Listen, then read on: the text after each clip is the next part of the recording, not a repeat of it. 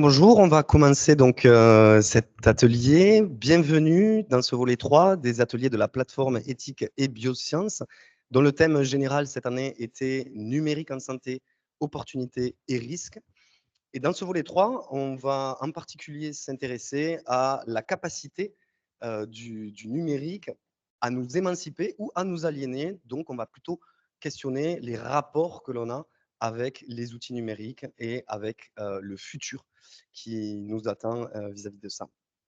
Donc, on aura trois intervenants aujourd'hui avec nous.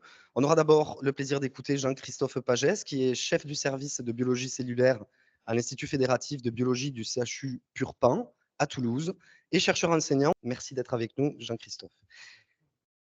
Et membre, effectivement, membre éminent de la plateforme. Nous écouterons ensuite Anne-Marie Duguet, qui est docteur en médecine légale, qui fait partie de l'équipe Bioethics du CERPOP, qui est l'UMR 1295 de l'INSERM. Elle est également coordinatrice du groupe de travail éthique du numérique et de la robotique et de l'IA à la chaire UNESCO qui est soutenue par l'Université de Toulouse. C'est la chaire éthique, sciences et société. Et enfin, nous écouterons Jérôme Béranger, qui est chercheur associé à l'INSERM, à l'équipe Bioethics aussi, donc qui fait partie du CERPOP, qui est CEO également de Goodalgo et expert en IA éthique pour l'Institut Europia. Voilà, donc sans plus attendre, je vais passer la parole à Jean-Christophe Pagès pour la première intervention. Merci Jean-Christophe, c'est quand tu veux. Merci. Bon, donc merci Gauthier, merci Emmanuel, merci tout le monde. Voilà, alors je vais vous parler de, justement pour répondre à la demande de savoir comment on doit se déterminer vis-à-vis de l'intelligence artificielle. Je me suis dit qu'il était peut-être quand même assez intéressant de se poser la question de savoir ce que l'on savait en biologie qui pouvait nous permettre de nous positionner. Et donc j'aurais voulu mettre en sous-titre le point de vue du biologiste, mais je me suis dit que je n'étais peut-être pas représentatif de tous les biologistes. Donc, ce serait éventuellement le point de vue d'un biologiste et surtout, de quoi le vivant est-il le nom? Et bien que j'ai fait beaucoup de Becherel avec ma chère mère quand j'étais enfant, il n'y a pas de faute d'orthographe, c'est vraiment le nom. C'est qu'est-ce que parce que j'ai l'impression que de temps en temps, on se méprend un peu dans la conception que l'on a du vivant, qu'il est important de savoir ce que nous ne sommes pas. Parce que malheureusement, malheureusement ou heureusement, c'est beaucoup plus difficile de définir ce que nous sommes réellement. Alors, je vais commencer par, j'ai pris le terme anglais parce que je l'aime bien finalement, disclosure, pour vous dire que je n'avais que des intérêts intellectuels dans l'affaire. Et surtout, pour m'excuser d'une expression qui va être nécessairement un peu réductionniste, voire réductrice. Donc vous ne m'en voudrez pas, on a le débat pour discuter de ces choses-là, mais je ne peux pas rentrer dans l'ensemble des détails qui seraient nécessaires d'exposer. Et donc, voilà.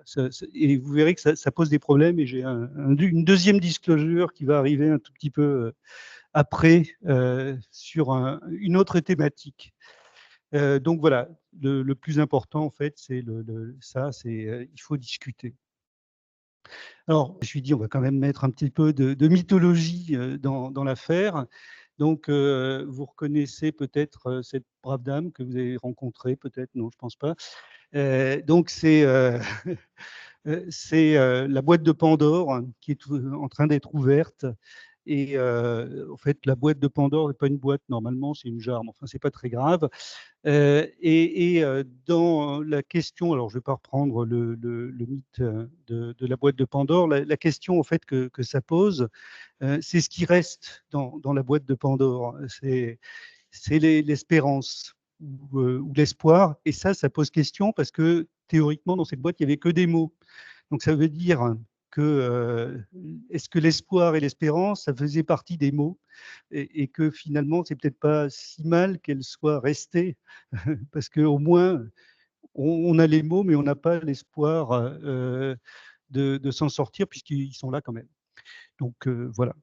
Et je reviendrai là-dessus à la toute fin de la présentation.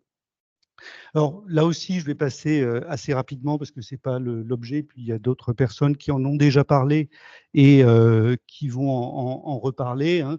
C'est en santé, l'intelligence. Alors pour l'instant, je l'ai laissé au singulier, mais probablement il vaudrait mieux le mettre au pluriel. Et d'ailleurs, il y a des diapos où c'est au pluriel par la suite. Donc, un vaste champ. Alors, pourquoi j'en ai gardé quand même quelques-uns? Parce qu'il y a des secteurs en santé où objectivement, on peut déjà utiliser l'intelligence artificielle de façon pas inintéressante. C'est sur la partie diagnostic, parce que la sémiologie médicale est relativement bien définie, bien cernée, et que du coup, si on a des outils pour l'interroger, c'est parfois un peu mieux que des êtres humains qui ont une mémoire qui est parfois faillible. Et voilà, donc ça fait partie des questions qui, à mon avis, ont un intérêt direct. Tout a un intérêt direct, hein, mais pratique, on peut le mettre en œuvre assez rapidement et je pense que c'est déjà fait. Il y a toute la question des applications, hein, dont on reparlera. Pour les traitements standardisés, on peut également supposer que ça ait quelques intérêts, voire quelques avantages. En revanche, pour les nouveaux traitements, j'ai l'impression que de temps en temps, on oublie beaucoup qu'il faut d'abord les valider, les nouveaux traitements, avant de dire que l'intelligence artificielle va pouvoir nous en proposer. Et ça, c'est vraiment important parce que la structure va être différente, c'est-à-dire qu'on va avoir une approche qui est finalement relativement classique.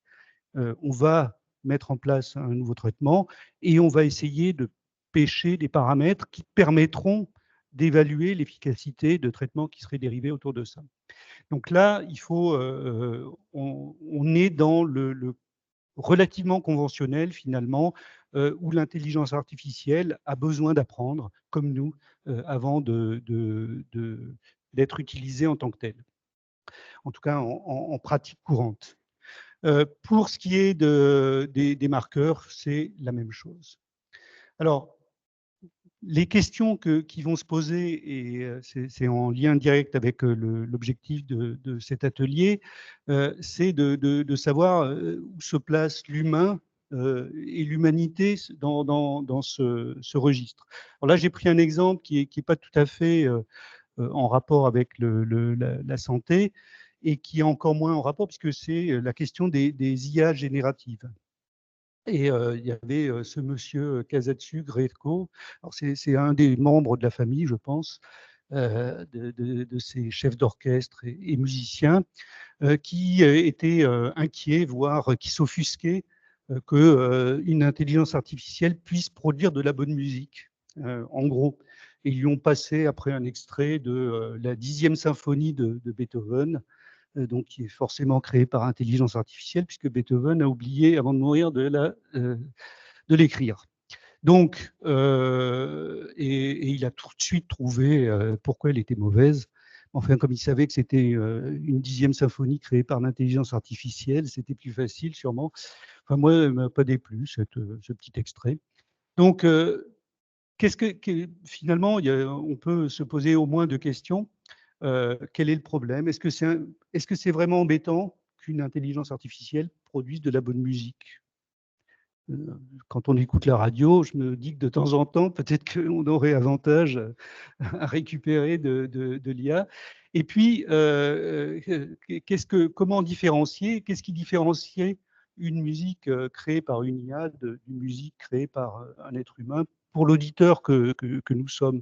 Alors peut-être que pour un compositeur, lui, il va moi, de temps en temps, quand j'écoute du Mozart, on voit le procédé dans Mozart. Et d'une certaine façon, s'il avait eu de l'IA, il aurait peut-être enrichi son procédé. Enfin, c'est peut-être présomptueux, hein, ce que je dis, mais voilà. Donc, pour moi, ce n'est pas vraiment un problème. Et en fait, ça nous amène à la question, qu'est-ce qui est déterminant dans une création? Est-ce que c'est son origine humaine ou pas, ou est-ce que c'est la réception? Et tant que nous sommes encore sur Terre, moi j'ai l'impression que la réception, elle a quand même aussi beaucoup d'intérêt. Et d'ailleurs, si vous écoutez l'interview, hein, qu'on peut réécouter, parce que je l'ai réécouté hier pour être sûr de ne pas dire d'ânerie, les questions qu'il pose, en fait, c'est des questions de droit d'auteur, de choses comme ça. Donc, finalement, ce qui l'inquiète peut-être le plus, c'est pas le fond, je pense que si, mais c'est aussi tout l'environnement dans lequel nous sommes. Et pour moi, en fait, c'est je pense, le problème principal que l'on a avec l'IA, mais comme on l'a avec d'autres choses, comme l'économie, enfin, on a du mal à vivre ensemble, en gros.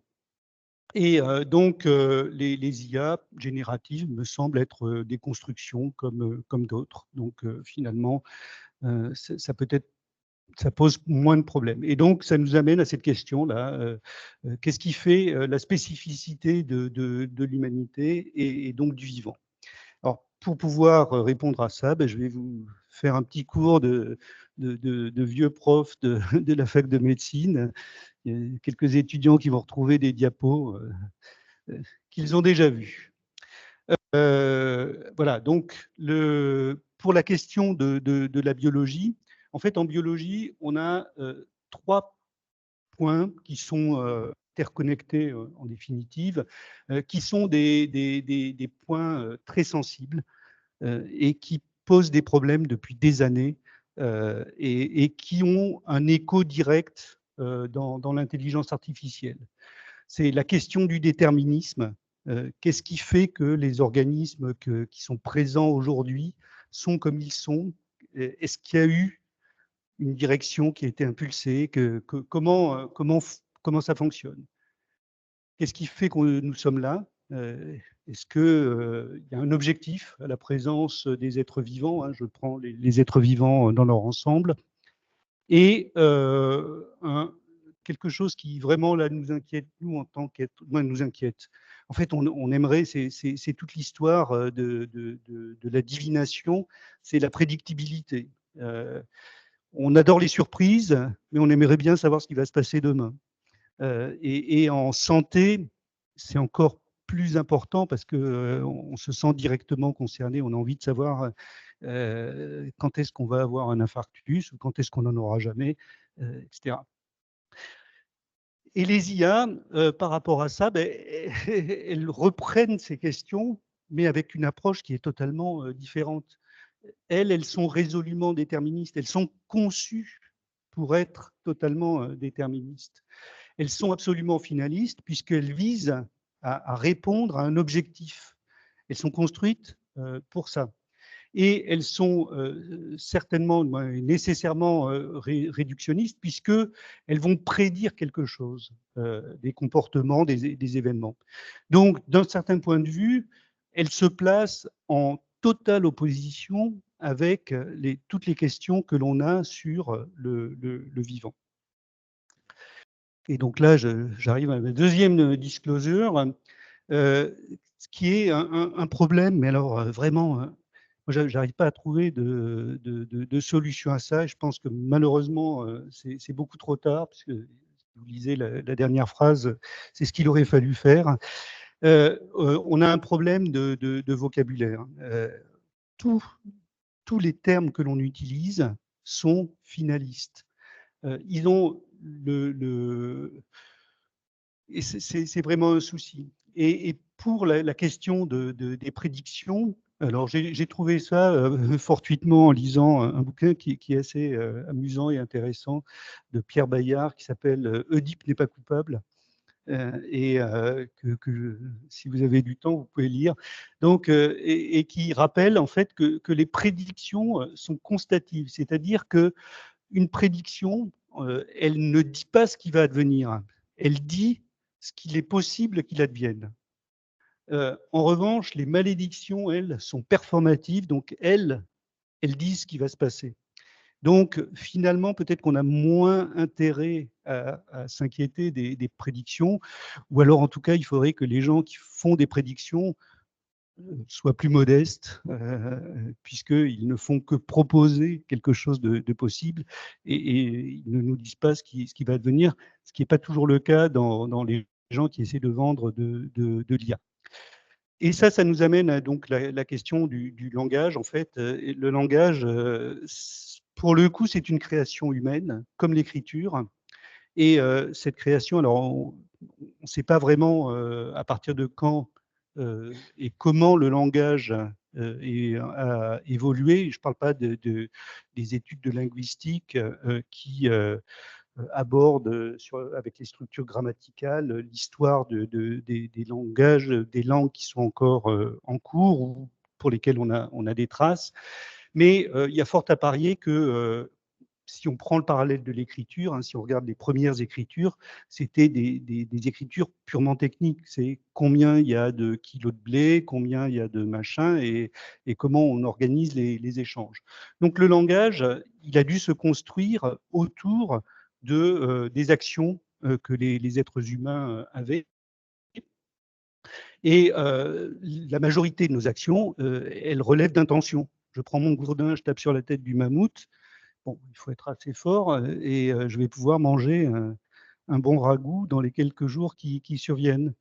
Donc, elles sont, tout notre langage est finaliste, il est intrinsèquement, et pour la biologie, c'est vraiment un souci parce que y a l'histoire du codé pour, l'enzyme fait ceci, et ça nous plombe dans l'enseignement pour bien que les étudiants comprennent à quel point la mécanique du vivant, la mécanique biochimique est une mécanique sans intention. Je donnais un cours là, c'est en début de semaine, et puis il y a on m'a interrogé sur une enzyme et le fait de savoir ce qu'elle faisait. J'ai dit, mais moi, j'ai jamais interrogé une enzyme. Je ne suis pas certain qu'elle m'ait répondu, qu'elle m'aurait répondu si je l'avais fait. Donc, probablement, il aurait fallu qu'en science, pour les sciences, on crée un métalangage. Et si on regarde un peu les différents domaines des sciences, en mathématiques, ils l'ont pas mal fait. Il y a beaucoup de termes qui sont un petit peu abscons et parfois difficiles, mais ça les aide probablement à s'extraire de cette finalité du langage. Donc là, je vais rentrer dans le vif du sujet très, très, très court. Donc déjà, définir qu'est-ce que c'est qu'un organisme vivant. Alors, cette définition, c'est une définition, je ne sais pas si vous savez d'où elle vient de la NASA. Alors, pourquoi la NASA s'est-elle intéressée à donner une définition du vivant? Parce que dans les années 70, une fois qu'on a eu su envoyer des fusées dans les galaxies et puis dans l'univers, on s'est dit, ben, sommes-nous seuls? Sommes-nous seuls dans cet univers formé de milliards d'étoiles? Et peut-être pas, donc on va essayer d'envoyer des messages et d'essayer de récupérer des signaux de vie. Et à ce moment-là, nos amis physiciens, astrophysiciens se sont dit, mais qu'est-ce que c'est que la vie? Qu'est-ce qui pourrait définir le vivant? Donc ils ont proposé cette définition du vivant. Donc c'est un système qui est autoréplicatif et qui a une capacité d'évolution. Et alors j'ai mis d'un système biologique parce que grâce à la plateforme Genotool, il m'arrive d'intervenir et j'ai un étudiant qui fort justement m'a dit, mais l'intelligence artificielle, elle peut évoluer et elle peut se répliquer, donc elle est vivante. Et là j'étais bien embêté. Donc maintenant j'ai rajouté un système biologique. Donc alors jusqu'à ce qu'on construise des ordinateurs à partir de l'ADN, ce qui n'est pas impossible, hein, puisqu'on veut faire des systèmes de stockage de mémoire en utilisant les molécules d'ADN. Pour l'instant, je peux répondre à cet étudiant grâce à ce petit artifice. Donc, voilà, autoréplicatif et capacité d'évolution. Et en fait, biologiquement, c'est deux termes qui sont totalement contradictoires. Parce que la réplication, c'est la conservation, et l'évolution, c'est le changement. Donc, où est le problème? Ben, vous allez voir que c'est quand on comprend ce que l'on est, on a tout de suite la solution.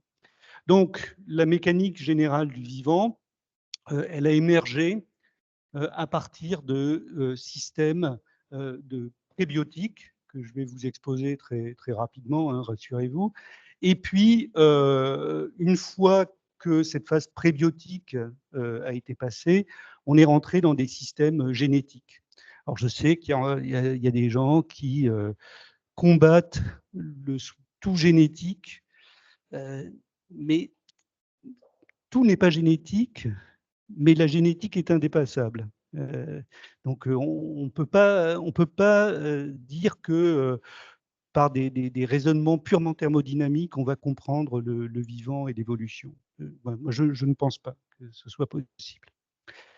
Voilà. Et effectivement, il y a de l'émergence, hein, et le concept d'émergence est en train de revenir beaucoup, justement, entre autres, avec les approches d'intelligence artificielle et puis tous les systèmes de calcul. Alors, la capacité évolutive, hein, j'insiste beaucoup, elle est consubstantielle au vivant et elle est consubstantielle à notre nature physico-biochimique. J'ai rajouté le bio parce que, mais nous sommes, alors pas dans la vision de Buffon des agrégats moléculaires, mais nous résultons de réactions et on va voir un peu très rapidement comment ça s'est passé. Donc, autre point qui est assez important, c'est que nous fonctionnons dans des systèmes ouverts et qui sont variables. C'est-à-dire que autant les êtres, les organismes vivants, bon, ils ont une structure, mais ils sont dans un environnement qui change et on ne maîtrise pas ces changements. Donc, ce qui existe aujourd'hui, c'est ce qui a survécu à cette pression pour d'adaptation. Voilà, bon, ça, je vais revenir dessus. Donc, le principe de la mutation, hein, donc, Claude Nougaro l'avait bien chanté au travers de Ce sera la mutation.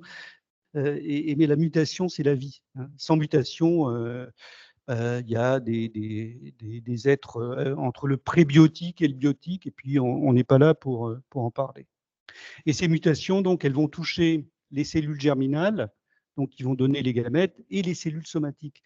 Et ça, vous verrez que c'est important, notamment dans le système nerveux central. Donc, le vivant, d'où vient-il, hein? D'une phase prébiotique. Les molécules du vivant, donc quelques acides aminés. Il se trouve que ce sont des acides aminés de la série L. Alors, on s'est beaucoup posé la question. Là, on commence à avoir des éléments de réponse. Et là, pour le coup, c'est très thermodynamique. Il y a un papier qui est sorti cette année dans Science qui montre comment les acides aminés de la série L ont une réactivité chimique qui est un peu différente de celle de la série D. Enfin bon, ça c'est du détail. Donc, pour dire simplement qu'il y a des molécules qui sont précurseurs des molécules du vivant. D'où viennent-elles? Donc, il n'y a pas de nucléosynthèse, hein, sur Terre, ça vient des étoiles et c'est transporté par notamment les météorites. Donc, là aussi, il y a plusieurs hypothèses sur l'émergence des structures vivantes. Je vais prendre celle qui est la plus communément acceptée, c'est à partir de molécules d'ARN. Alors, grâce à la Covid, on n'a pas besoin de réexpliquer ce que c'est que l'ARN, puisque c'était à la fois le génome de ce virus et le génome, la structure qui nous a été administrée pour nous vacciner contre ce virus. Donc, pourquoi l'ARN? Ce sont des molécules qui peuvent polymériser, c'est-à-dire qu'elles peuvent former de grandes molécules. Hein, je ne sais pas si vous connaissez la taille de notre génome, enfin, c'est 3 milliards de paires de bases, 2 fois 3 milliards de paires de bases. Elles ont des capacités de catalyse. Donc, la catalyse, c'est aussi la vie. C'est-à-dire qu'il y a plein de réactions qui sont spontanément possibles chimiquement, mais parfois, il faut 100 degrés, un pH très très bas, enfin, donc, et elles sont parfois très lentes. Et puis, il y a des réactions qui sont importantes pour les organismes vivants et qui sont thermodynamiquement pas favorisées. Donc, il faut trouver, et les ARN permettent, hein, c'est ça. La capacité de réplication, c'est leur structure avec les appariements Watson-Crick. Et puis des capacités d'interaction avec d'autres molécules et donc notamment les acides aminés pour former les ARN de transfert. Alors là, je vais passer aussi très rapidement, hein, c'est pour vous montrer que la base structurelle de l'ARN, hein, sont des nucléotides et qui vont s'agréger pour former des molécules complexes. Et ces molécules complexes vont avoir une capacité à se recopier et à se reproduire. Donc à partir d'une molécule, on peut au moins en donner deux, voire plus, selon les organismes. Donc ça, c'est un premier point qui est vraiment très important, hein, c'est la capacité enzymatique et l'agrégation et la recopie. Là, on est déjà presque dans le vivant. Les premières réactions chimiques, elles se sont déroulées, les hypothèses, hein, c'est dans des sources chaudes, dans les océans, mais ce sont des milieux qui sont extraordinairement grands. Et donc, une réaction qui se produit, elle va se dissiper, elle va être perdue dans l'océan. Donc, il va falloir isoler la réaction si on imagine qu'elle puisse se reproduire. Et cet isolement réactionnel, il est facilement imaginable avec des structures lipidiques. Il y a deux hypothèses, en fait, hein, pour les premiers. Il y a les lipides ou des petites structures dans les argiles, parce que les argiles aussi sont de bons catalyseurs pour les réactions enzymatiques. Quoi qu'il en soit, donc là, ce que j'ai représenté, c'est un liposome, hein, ce n'est pas les liposomes de chez Yves Rocher ou je ne sais pas qui, hein, ni les liposomes, c'est des structures qui permettent de maintenir un milieu aqueux avec la réaction que je vous ai montrée sur la diapositive précédente. Là, voilà, ben, là, vous avez une protocellule, hein, c'est un système qui est clos, qui est comme un bioréacteur et qui a une structure qui est quasiment génétique avec cet ARN qui est au milieu. Donc, comment est-ce que le vivant émerge de ça? Eh bien, il y a deux mécanismes qui sont intervenus. Un principal, hein, c'est donc la complexification des génomes autour des molécules d'ARN, et le passage de l'ARN à l'ADN a été vraiment très très important. Pourquoi? Parce que l'ARN, c'est une molécule qui néanmoins est quand même relativement labile, hein, et fragile. Et l'ADN, lui, est beaucoup plus stable, hein. Vous savez qu'on a pu retrouver de l'ADN de mammouth, de l'ADN de Néandertal, de Denisovane. Enfin voilà, donc des ADN très anciens, c'est une molécule qui est quand même beaucoup plus stable. L'inconvénient, c'est qu'elle a perdu la capacité enzymatique. Donc les ARN l'ont gardée, mais pas les ADN. Donc on arrive au ce qu'on appelle le dogme, mais méfions-nous des dogmes. Enfin bon, le modèle de la biologie, hein, c'est l'ADN support de l'information génétique, l'ARN intermédiaire, la protéine qui va être l'exécuteur de la vie. C'est une espèce d'opposition, enfin bon, qui va être voilà. Donc voilà, et ça produit des structures qui sont vivantes. Alors, les premières bactéries vont être apparues. On leur a donné un nom parce qu'on aime bien donner des noms, hein. Last Unique Common Ancestor. Et déjà, c'est là aussi une définition qui est un peu contradictoire. Parce que c'est Lucas, mais en fait, Lucas, vraisemblablement, tout de suite, il a été au pluriel, hein, et parce que justement, il a ses capacités d'évolution, donc de changement. Donc à partir d'un Lucas, ben, il y a eu plein de Lucas différents. Et ça va nous permettre d'avoir des organisations complexes qui vont émerger, et puis de l'évolution au sens darwinien. Je ne vais pas trop m'étendre là-dessus parce que c'est pas toujours voilà. Alors très très important, hein, la structure des génomes. Comment ils peuvent évoluer les génomes une fois qu'ils sont constitués sous la forme d'ADN. Donc, prenons un exemple avec un organisme 1 qui a X gènes, je prends un gène, et comment il peut s'enrichir. Il y a en gros deux méthodes, deux moyens. Il y a ce qu'on appelle une erreur de réplication. Vous voyez encore à quel point le langage nous plombe En fait, c'est pas une erreur. Personne n'a dit que c'est simplement, ça arrive qu'un gène, quand il est recopié, eh bien, il donne 2 gènes. Hein. J'ai fait une intervention pour des psychanalystes et je leur avais dit, en fait, le vivant, c'est un bégaiement et un lapsus. Donc, le bégaiement, c'est ça, et le lapsus, c'est la mutation qui vient derrière. Donc, un gène, deux gènes. Il y a les transferts horizontaux. Donc, nous sommes entourés d'autres organismes et on peut s'enrichir de ces autres organismes par des transferts de gènes.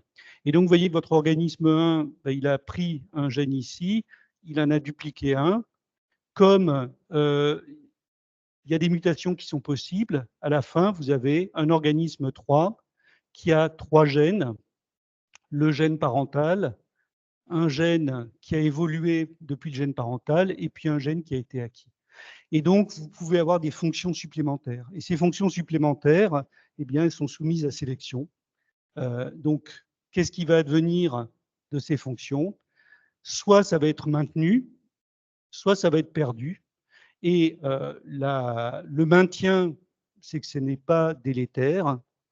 Dans l'environnement dans lequel se trouve l'organisme, la perte, c'est que soit il y a un coût énergétique trop important, soit ça change l'adaptation.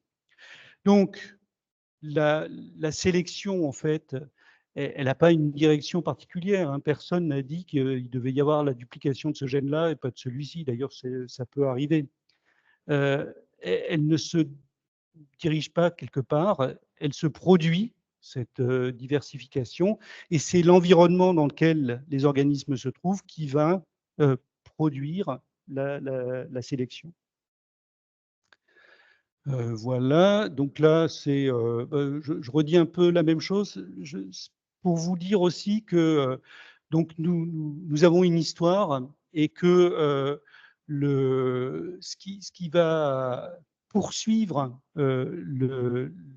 ces mécanismes de diversification, maintenant que les organismes ont pas mal de gènes, ce sont des mécanismes qui vont être un tout petit peu plus subtils, qui vont dépendre de l'organisation spatiale des gènes. Hein. Vous savez qu'on a 99,9% d'homologie avec les chimpanzés, et pourtant, on leur ressemble pas trop.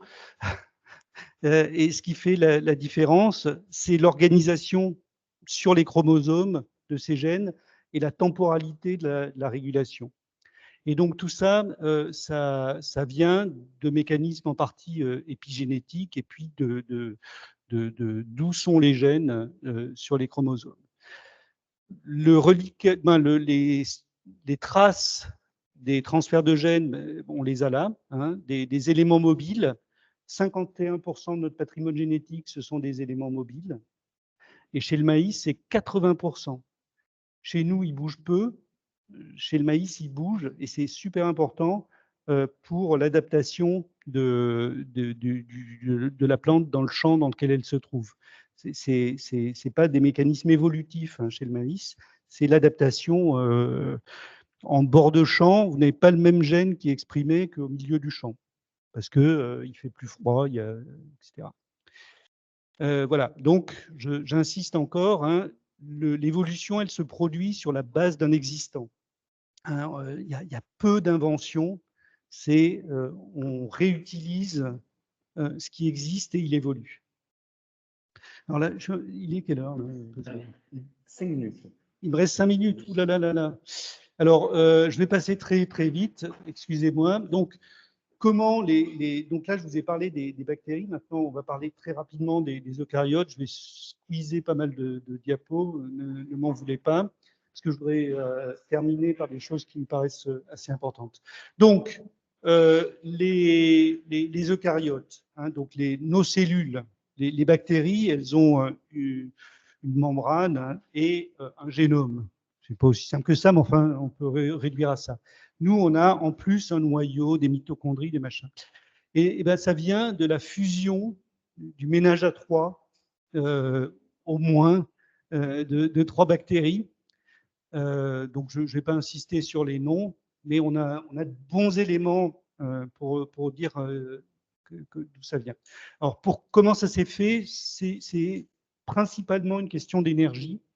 Hein, c'est-à-dire que les bactéries, elles vivent dans un environnement, et cet environnement, il est instable, et de temps en temps, ben, elles se rapprochent les unes des autres, et elles échangent des molécules. Ça leur permet, collégialement, grâce à la coopération, hein, d'échanger des molécules énergétiques.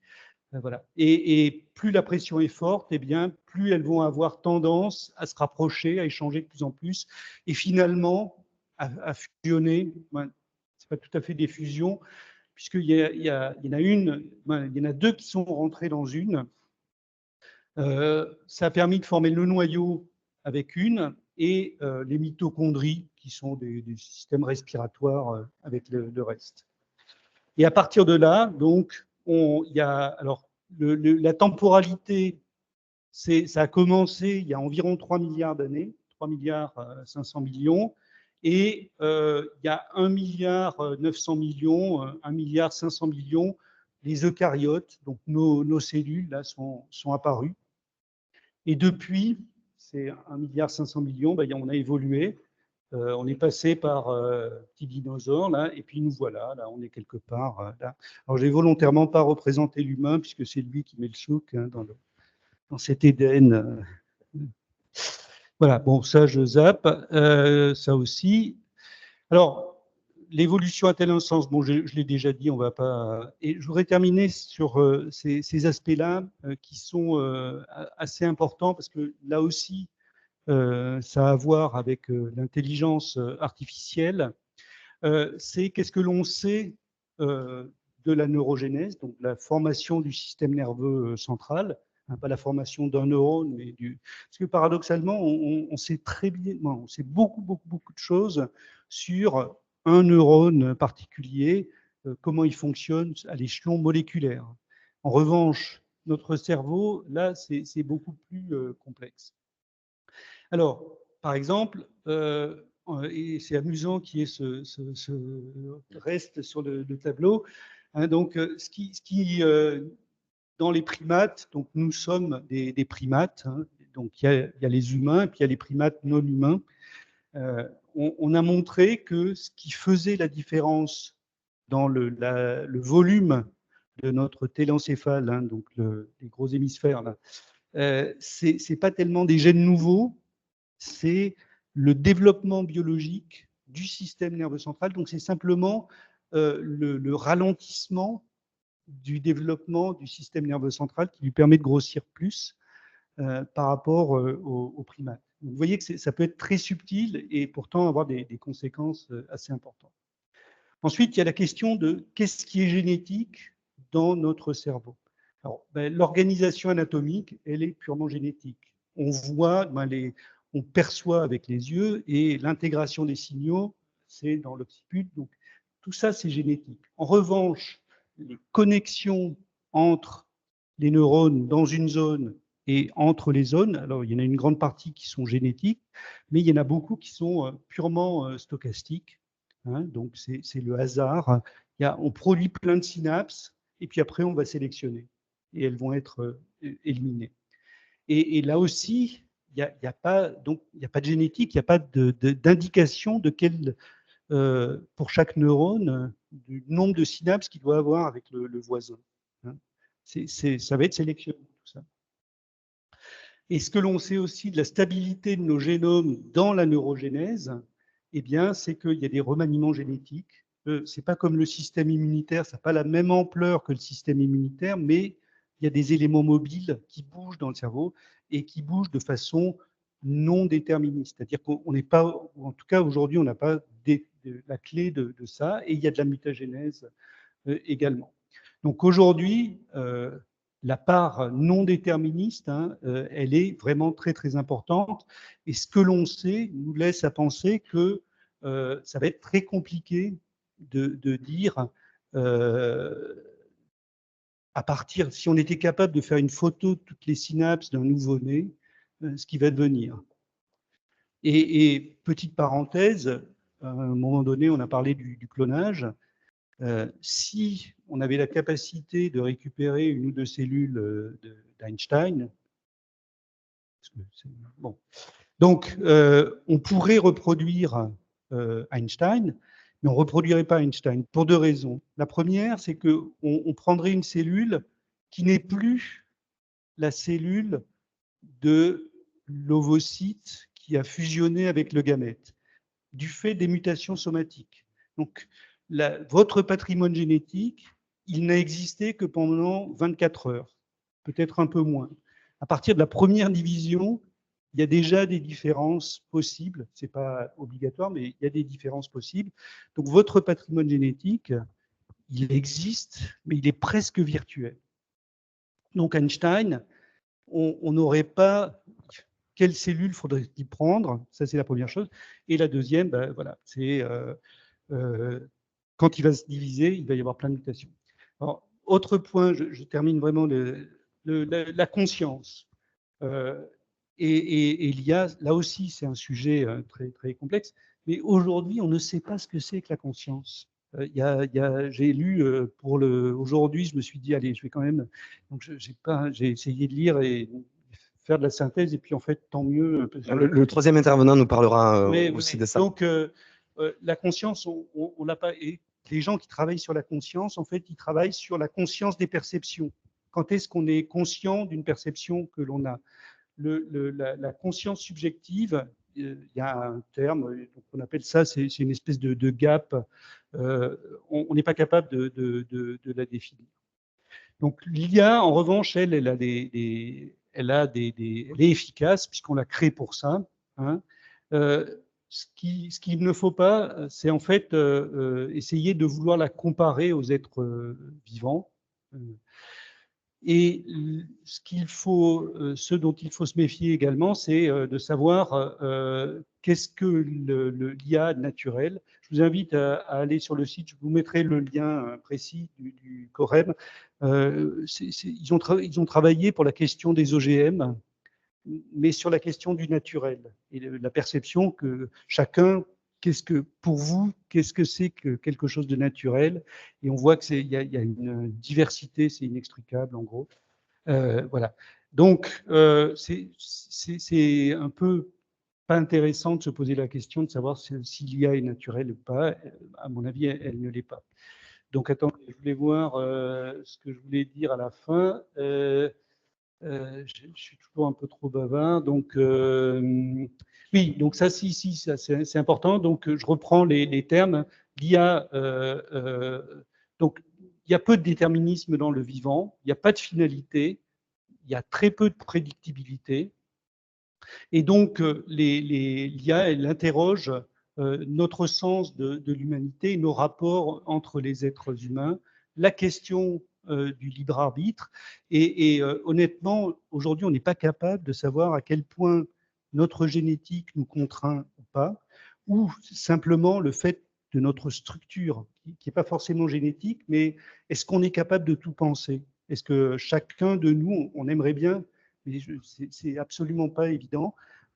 Ce qui ne veut pas dire qu'il y a quelque chose qui nous a contraints génétiquement, c'est simplement aussi le hasard de notre développement qui peut nous avoir contraints. Et enfin, donc, les IA n'ont d'intelligent que ce qu'on veut bien leur donner. Elles sont en revanche totalement artificielles, puisque ce sont des créations des êtres humains, en tout cas pour l'instant. Le caractère prédictif des IA, il est constatif, hein, et donc non obligatoire. C'est-à-dire que ce qui va être important, c'est ça, c'est le biais de confirmation ou les prédictions autoréalisatrices. Plus vous allez vouloir de l'IA, plus vous allez avoir envie qu'elle vous dise ce qu'il faut faire. Et donc, ça va se réaliser. Voilà.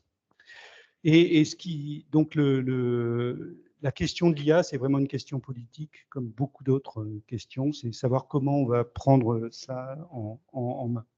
Et je termine par une autre vision de Pandore qui nous ramène directement à ce que je viens de dire à propos de politique. Donc là, c'est Odilon Redon. Je trouve ça un peu plus beau que la première, mais bon.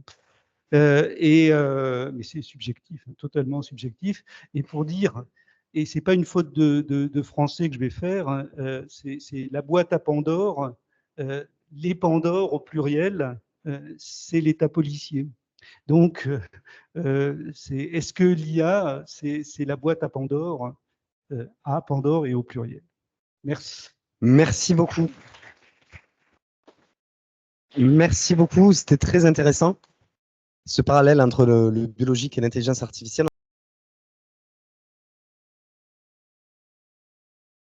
On va maintenant écouter Anne-Marie Duguay. Bonjour à tous. J'ai accepté d'exposer cet après-midi dans le cadre général de cette session la question des apports de l'intelligence artificielle générative dans l'activité médicale. Donc, j'ai mis progrès et limites pour essayer de cadrer avec la question globale du cadre d'aujourd'hui, c'est-à-dire savoir si ça a aliéné ou si ça a émancipé. Donc, voilà. Et d'ailleurs, je ne sais pas si on aura le temps de discuter tout à l'heure, mais mon idée, et je l'ai mis tout à fait à la fin, alors je vous les lis parce que je ne vais pas aller au dernier. Je disais que à la fin, je donne des remarques finales pour, comment dirais-je, alimenter la discussion. Et donc, en vous posant la question, qu'est-ce qui, dans l'exposé que je vais faire, d'une part, quels sont les éléments qui vont vous permettre de considérer que c'est quelque chose de nouveau, une liberté nouvelle, émancipation, hein, que ce soit pour les patients, pour les professionnels ou pour la société. Et à l'inverse, essayer de sélectionner, on verra à la fin si on a le temps de discuter, qu'est-ce qui justement est quelque chose qui est une aliénation, c'est-à-dire quelque chose qui vous prive d'une liberté. Alors, 2 mots sur les propos introductifs. Alors, en gros, j'ai essayé de faire un peu le point sur ce qui est actuellement dans l'activité médicale pour l'intelligence artificielle. Je vais aller assez vite parce que ce sont des choses que vous savez. Donc, c'est partout dans la médecine. Depuis 2015, donc, l'Ordre des médecins dit la médecine du futur est là. Donc, l'Union européenne souhaite que justement l'intelligence artificielle se développe pour améliorer la santé des citoyens. Et puis, c'est un espoir pour améliorer la prestation des soins dans le monde entier. C'est ce que dit l'OMS. Alors ensuite, on peut dire que le numérique et l'intelligence artificielle ont aidé beaucoup le diagnostic médical, mais il faut savoir aussi, et c'est une de mes obsessions, c'est un marché, c'est du marketing, c'est du business, et donc il faut quand même réfléchir là-dessus. L'Amérique du Nord domine ce marché, 58% en 2019. Taux de croissance 32%, donc c'est énorme. Le logiciel, c'est 43% des parts de marché. Et donc, ces outils d'analyse d'images médicales, etc., c'est effectivement quelque chose qui marche très bien. C'est un très beau business. Ça se développe beaucoup. C'est pour ça qu'on a des startups. Et l'intérêt pour développer l'intelligence artificielle, c'est d'avoir des startups qui associent non seulement des informaticiens, bien entendu, mais aussi des centres de recherche et surtout, ils ont besoin des malades, donc les hôpitaux. Et donc, ces startups, elles vont regrouper un certain nombre de professionnels et c'est comme ça que la chose progresse. Pour rejoindre ce qui a été dit tout à l'heure, c'est la neurologie qui représente effectivement 25% de part du marché parce que ce sont les maladies qui inquiètent le plus, l'épilepsie, l'Alzheimer, le Parkinson. Alors, en gros, dans mon plan, je vais parler du numérique dans les activités médicales. Je vais parler ensuite de l'apport de l'intelligence artificielle en santé, l'intelligence artificielle globale, et ensuite les systèmes d'IA génératifs, parce que c'est ce qui m'inquiète le plus, dans la mesure où dans l'IA générative, bien sûr, on va faire de la prédiction, on va faire des suppositions, et donc là, on n'est plus du tout dans le dur, on est dans quelque chose d'évolutif, mais qui fait rêver tout le monde. Alors, quels sont les apports du numérique dans les activités médicales? Alors là, allons très très vite à l'hôpital, les dossiers médicaux, etc. Les automates pour les analyses médicales, le biologiste le sait très bien. Les robots en 2018, il y a 80 robots chirurgicaux qui sont déployés en France. Alors le robot chirurgical, c'est pas un petit bonhomme là, c'est une énorme machine qui coûte excessivement cher, qui est très très lourde. Il faut construire des bâtiments spéciaux, donc on n'introduit pas des robots chirurgicaux et ce n'est pas les robots qui opèrent. c'est de l'assistance, hein, ce ne sont pas les robots qui opèrent. Alors, dans les EHPAD, il y a les robots compagnons, donc, et puis aussi, donc ça c'est pour les hôpitaux, mais en gros, tous les cabinets médicaux sont actuellement informatisés avec différents logiciels, et donc, pour que les médecins les utilisent, il faut des logiciels validés. Alors, nous avons été, et ça a un peu changé, nous avons été envahis par tout ce qui était e-santé, objets connectés. Il y a 5 ou 6 ans, il y avait des objets connectés partout, le frigo connecté, etc. etc. Tout ça s'est un peu calmé, mais il y a un nombre énorme d'objets connectés. Alors, il faut distinguer cette e-santé encadrée médicalement, telle que la télémédecine, etc., les questions de télésurveillance, de téléassistance. Cette télémédecine s'est énormément développée pendant le Covid, puisque effectivement les gens ne pouvaient pas se rencontrer, et donc ça a énormément été développé. Il y a eu même des dérogations. Pour ceux parmi vous qui sont juristes, il fallait des conditions de sécurité très importantes. Pendant le Covid, on a laissé faire. Après, on a remis les choses en place. Alors, les objets connectés, alors ça, c'est beaucoup plus ennuyeux parce que ces objets connectés sont des objets connectés dits de loisirs. Hein. Vous avez une montre, vous avez un certain nombre de choses. Et là, les données qui sont collectées ne sont pas validées, elles sont gardées par ceux qui vous donnent l'accès à ces objets. Voilà. Donc là, on a des difficultés avec ces objets connectés parce que les données de santé, je ne veux pas dire médicales collectées, ne sont pas validées. Ça pose un énorme problème. Et donc, c'est un très gros marché. Alors, ces fameuses données numérisées de santé, ça va être très important parce que si on veut développer de l'intelligence artificielle pour la santé, il faut à la fois qu'on ait des algorithmes pour proposer des solutions, des analyses, peu importe, mais aussi il faut des données. Et donc la CNIL dit toujours, l'algorithme sans données est aveugle, les données sans algorithme sont muettes. Donc il faut les deux. Et donc il faut à la fois des données qui soient validées et il faut ensuite des logiciels qui fonctionnent. Alors, en France, on a depuis 2016 le système centralisé des données de santé qui regroupe les données de l'assurance maladie, du PMSI, etc., et les causes de décès de l'INSERM. Mais ce sont des données brutes, elles sont pseudonymisées. À côté de ça, nous avons l'Institut national des données de santé qui organise les relations entre producteurs de données et utilisateurs. Et donc ça, c'est ce qui va permettre des études, des recherches. Et la question qui se pose, c'est la question des données fiables. C'est ce que je viens de dire tout à l'heure. Qu'est-ce qu'on a collecté? Qu'est-ce qu'il y a là-dedans? Alors là-dedans, bien entendu, c'est que du médical. On est bien d'accord, ce sont des données validées. Mais il n'y a pas que ça. Et là, on est bien d'accord, ce sont des données qui vont bien. Mais il n'y aura pas tout. Il y a d'autres éléments et on va en parler. La question des biais. La conception humaine des logiciels suppose des choix décisionnels pour éviter les biais. Les algorithmes ne font que reproduire les discriminations présentes dans ces données et certaines catégories ne sont pas représentées, j'y reviendrai un peu plus loin, du fait de l'ignorance et des signaux faibles. C'est-à-dire que quelqu'un qui n'a jamais constitué son dossier médical, sa pathologie n'apparaîtra jamais. Et donc, ça, c'est la question des signaux faibles. Et certaines analyses ne prennent pas en compte les situations particulières les moins fréquentes. Et là, ça, c'est effectivement un biais énorme qui a déjà été développé. Alors, si on parle d'intelligence artificielle pour la santé, on a un certain nombre d'applications qui sont dans la pratique médicale. Alors, il y a ce qu'on appelle les systèmes experts qui génèrent des alertes ou des rappels, qui est une assistance socio-diagnostique. Par exemple, on surveille les dialysés. Dès que la biologie change, effectivement, il y a des alertes, etc. Et donc, il y a autosurveillance des diabétiques. Il y a donc un certain nombre de capteurs. Donc, ces capteurs sont des dispositifs médicaux. Ça n'a rien à voir avec ce que je viens de citer tout à l'heure sur ces montres connectées, etc. Ces capteurs sont des dispositifs médicaux qui sont validés et qui sont surveillés médicalement. Donc, ça, c'est ce qu'on appelle la santé mobile, bien encadré, il n'y a aucun souci. Alors, deuxième aspect important de l'intelligence, c'est la reconnaissance d'image. C'est le gros morceau, l'imagerie médicale. Alors, dans ce fonctionnement-là, On est bien d'accord que le premier, c'est des alertes ou des rappels, c'est des systèmes experts, c'est des arbres décisionnels, aucune innovation, aucune nouveauté là-dedans. Enfin, pas nouveauté, le système est intéressant, mais il ne crée rien. En revanche, dans la reconnaissance d'images, là, dans l'imagerie, on va à la fois reconnaître des éléments connus, mais aussi essayer d'identifier, de projeter par le biais du deep learning des éléments complémentaires. Et donc, c'est sûr qu'il y a là une dimension très intéressante. Alors, bien entendu, on se pose la question, et c'était un petit peu l'objectif des spécialistes qui fabriquaient ça, c'était de dire, eh bien, on n'aura plus besoin du radiologue, la machine donnera le résultat. Donc ça, c'est absolument impossible parce que, on verra tout à l'heure qu'il faut toujours une validation humaine.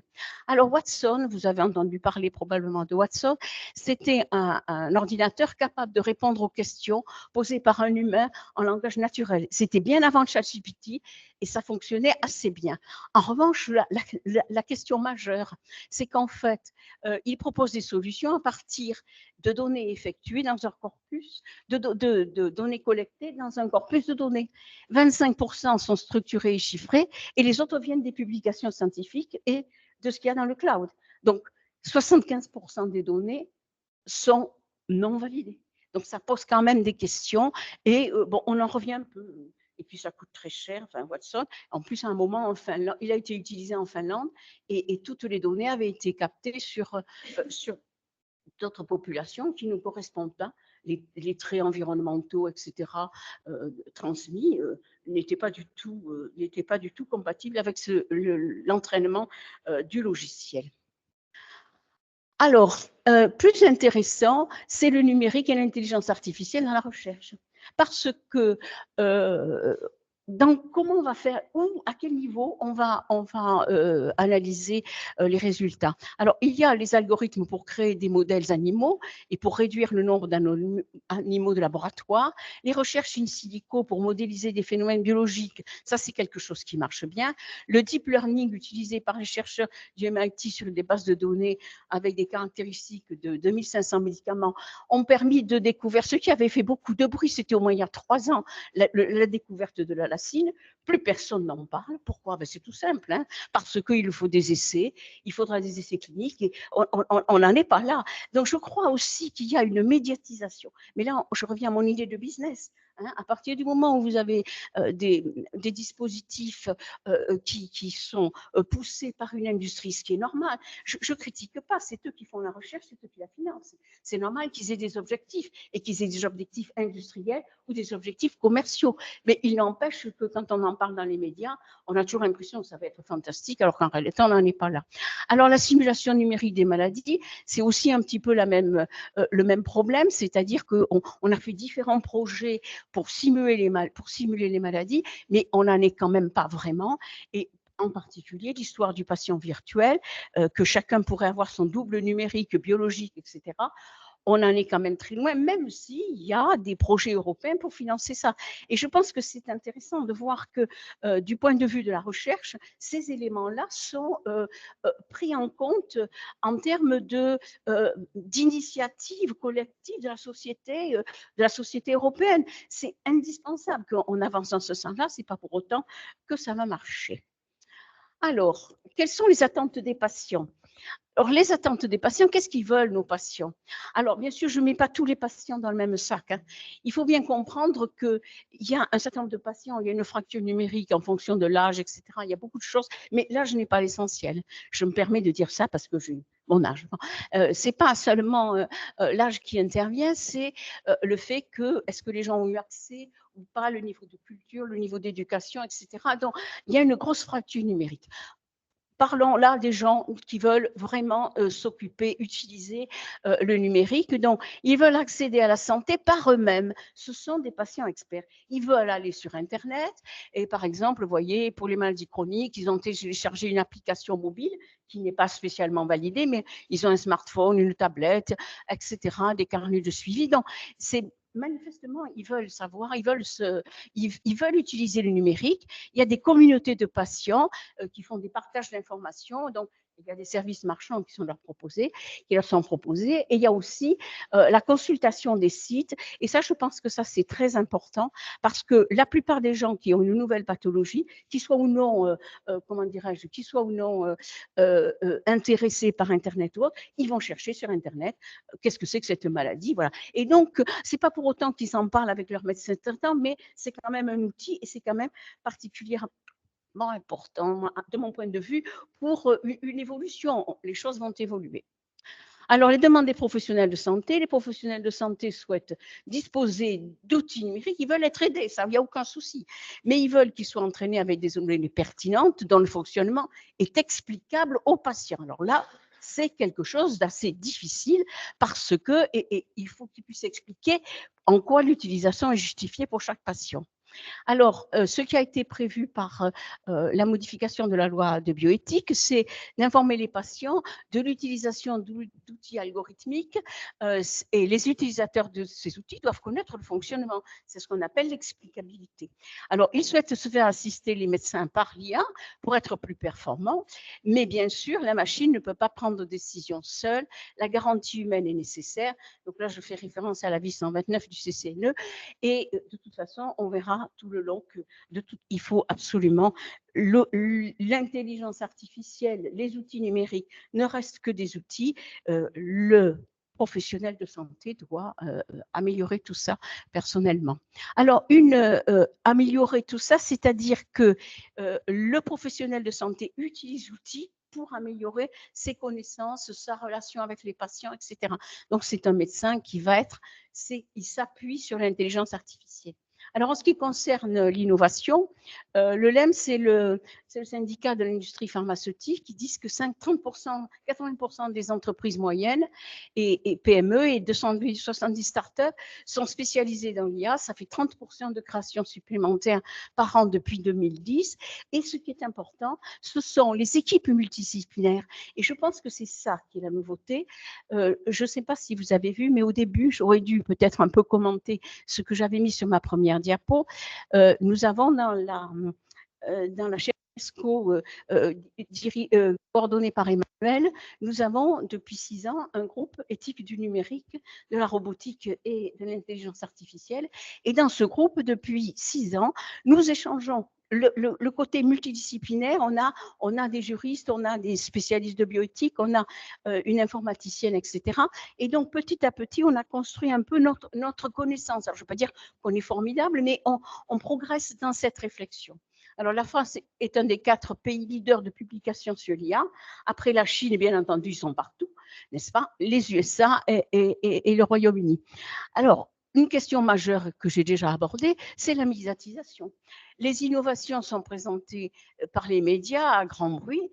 C'est ce qu'on a dit, on croit que ça va passer, mais évidemment, c'est quand même quelque chose de particulier. On n'en est pas là. Souvent, l'annonce est trop rapide, mais ça sert aussi à lever des fonds. Les laboratoires qui vont faire des annonces publiques, médiatiques importantes, ça va aider à collecter de l'argent. Ce qu'ils font normalement, c'est leur métier de récupérer de l'argent pour travailler.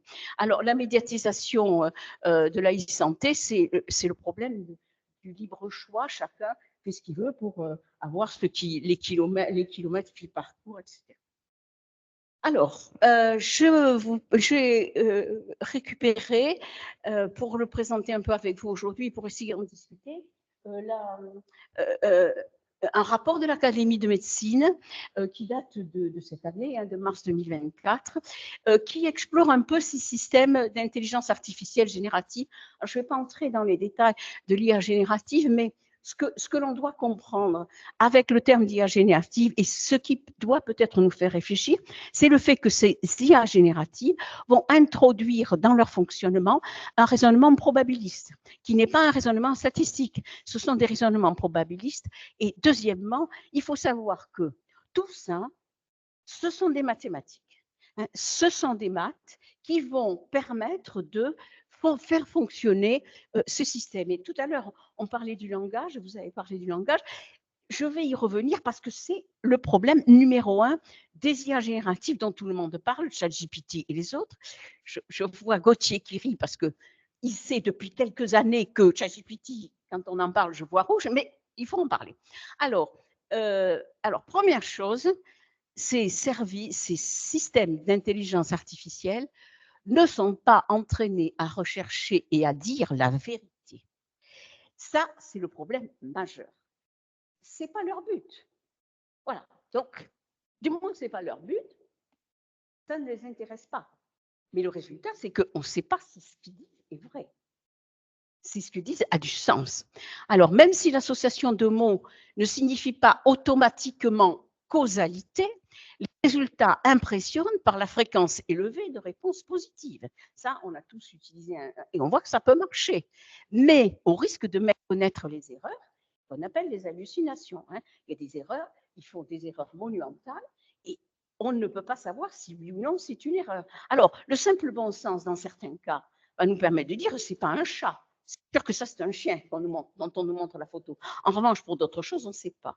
Et donc, ce problème des hallucinations, le problème aussi des biais, ça c'est autre chose, mais le problème des hallucinations est un phénomène majeur et dans certains cas, on ne peut pas l'humain qui doit contrôler ne peut pas le voir. La décision médicale automatique par une machine n'est pas acceptable et la validation humaine est indispensable. Donc, il est évident que l'Académie de médecine s'accroche à cette phrase, au fait de la garantie humaine et de la validation. Alors, deuxièmement, Cody dans le rapport, tout ça, c'est des extraits du rapport. Donc, voilà ce qui se passe aux États-Unis, 710 positifs utilisant, surveillez l'heure, parce que moi, je vais parler trop longtemps, 710 positifs ont été approuvés en 2023 par la FDA, aucun dispositif pour l'aide au diagnostic. Donc, ça prouve bien que là, on est dans des arbres décisionnels, des choses comme ça, mais on ne va rien créer, excepté IBM Watson, dont je donnais quelques limites tout à l'heure. Alors, il y a des difficultés liées aux conditions d'entraînement, possibilité de suggérer un diagnostic à partir des résumés de cas cliniques, mais on a des difficultés pour faire la synthèse des données. L'IA a des difficultés pour faire la synthèse des données paracliniques et d'imagerie d'un patient réel. Je veux dire que, par exemple, on va soumettre un cas clinique écrit. L'intelligence artificielle générative va donner des éléments, mais l'intelligence artificielle générative n'est pas en mesure de faire le lien entre les autres éléments qu'on va lui donner, avec les données qu'on va lui rajouter. Donc là, il y a une difficulté pour ces conditions d'entraînement et la responsabilité de notre professionnel sera engagée, c'est ce que dit l'Académie de médecine, soit pour n'avoir pas pris le recul nécessaire sur une proposition de diagnostic trop rapidement validée ou évoquée, ou à contrario, pour avoir pris une orientation différente de celle proposée par le système. Donc, et je mis là, le chemin est encore long. Alors, pour l'imagerie médicale, et c'est ça le plus gros bénéfice, la plus grande innovation, 77% des autorisations utilisent l'IA concernant la radiologie pour une amélioration des analyses, pour la capacité de gérer de nouvelles images et de textes d'analyse ou de synthèse. Alors là, c'est là qu'on est dans l'IA générative. Parce que dans l'IA générative, on va ajouter des éléments, on va regrouper des éléments et dire ça peut être ça. Ce n'est pas certain que ce soit ça, il n'y a pas de causalité, on va regrouper. Et donc, capacité à gérer de nouvelles images. Et donc, c'est ce qu'on appelle les données de synthèse, les données synthétiques. Et donc, quand on entraîne cette génération d'images médicales synthétiques, ça peut être utilisé pour la formation des professionnels de santé, pour tester la robustesse des algorithmes, mais ça s'arrête là. On ne peut pas les utiliser. Il ne serait pas acceptable d'entraîner uniquement, pour faire l'entraînement des logiciels, oui, mais de les rajouter au corpus qui vont permettre d'analyser une situation. Donc, ces systèmes d'intelligence artificielle générative peuvent servir à attester ou à automatiser la rédaction de comptes rendus, à condition qu'ils soient in fine, toujours pareil, on est avec l'Académie de médecine, validé par un humain.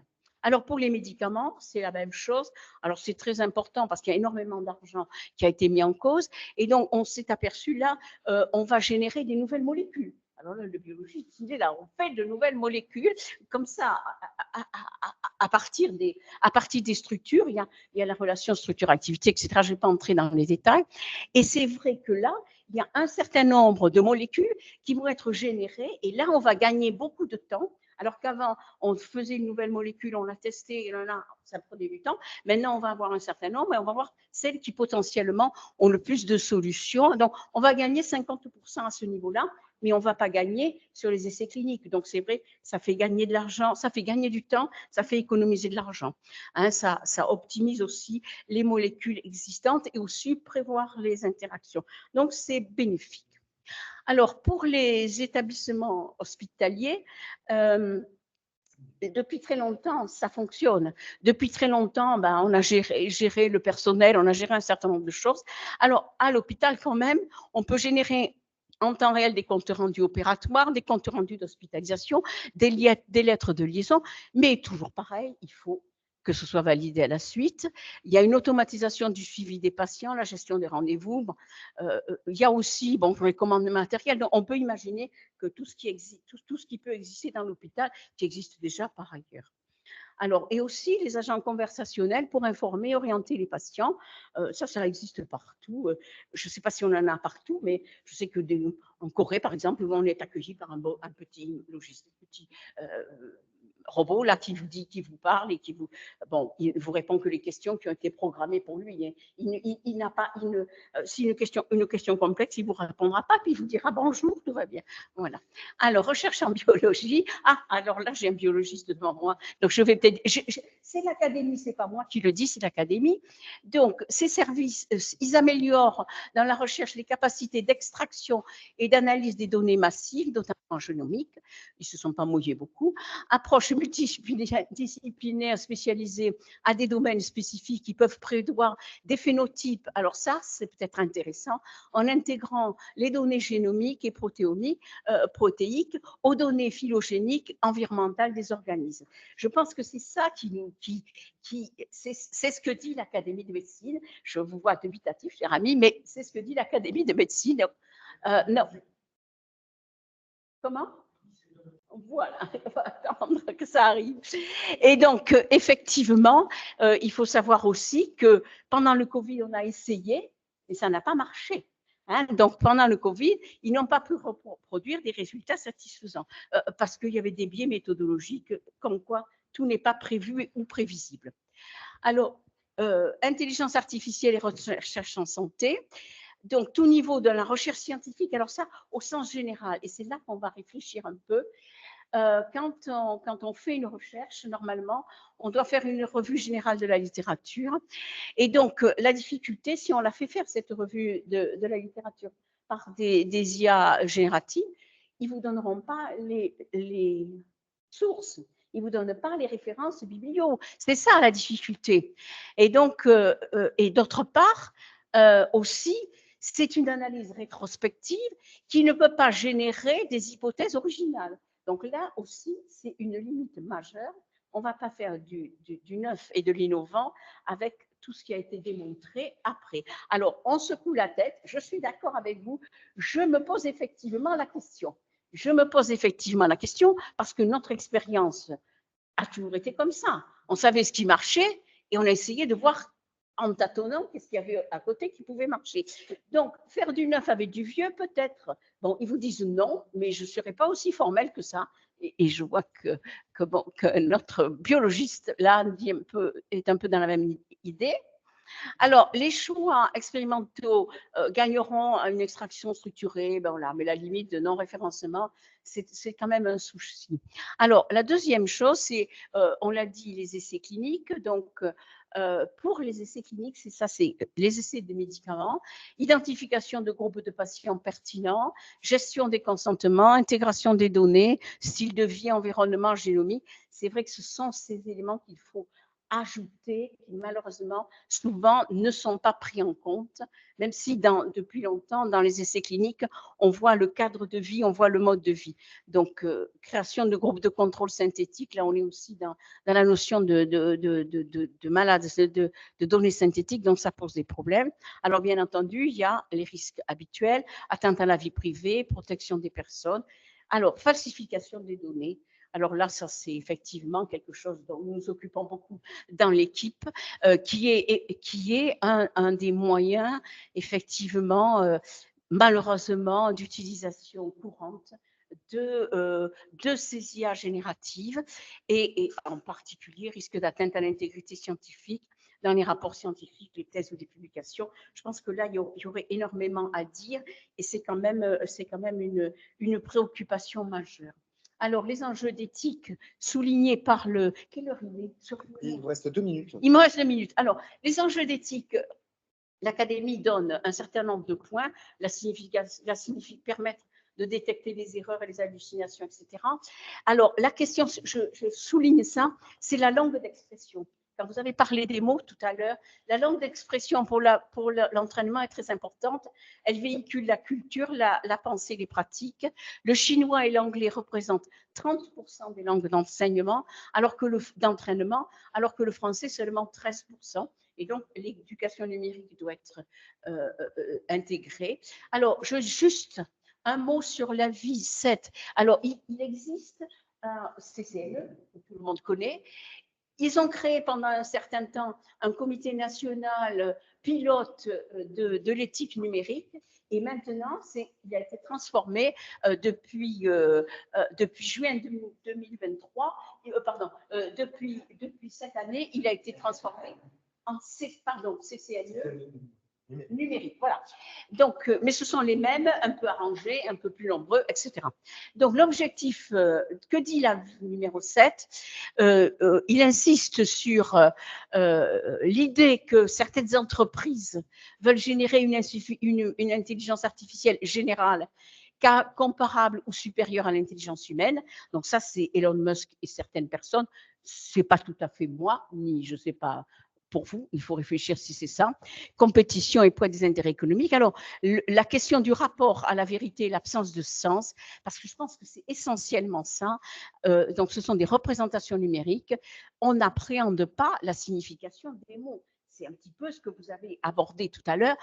Seuls les humains possèdent une interprétation dans le monde réel. Et nous, la signification des mots, c'est nous qui l'apportons. Elle n'est pas dans le mot. C'est nous qui l'apportons. Donc, je pense que ça fait vraiment réfléchir et je pense que j'ai fini avec ça. Oui, risque de manipulation. Ah oui, oulala, de l'utilisateur, mais ça, tout le monde nous en parle. Hein. Interaction, ça donne une impression d'empathie parce qu'on vous parle en langage naturel. Les informations fausses pourraient être utilisées dans un corpus d'apprentissage de nouveaux modèles. Donc, ça pose des problèmes. Et puis, les décisions prises par les utilisateurs engagent uniquement leur responsabilité et il faut les former. Voilà. Alors, bon, je vais arrêter sur ça parce que effectivement, la garantie humaine a été inscrite dans la loi de bioéthique de 2021 avec une garantie avant et après la création du logiciel et créer un collège de garantie humaine. Donc ça, c'est un des points essentiels avec toujours pareil, la formation des… voilà, donc les modèles prédictifs, répercussions, ben voilà, c'est ce que je vous demandais. Voilà. Donc, merci beaucoup de votre attention. Merci beaucoup.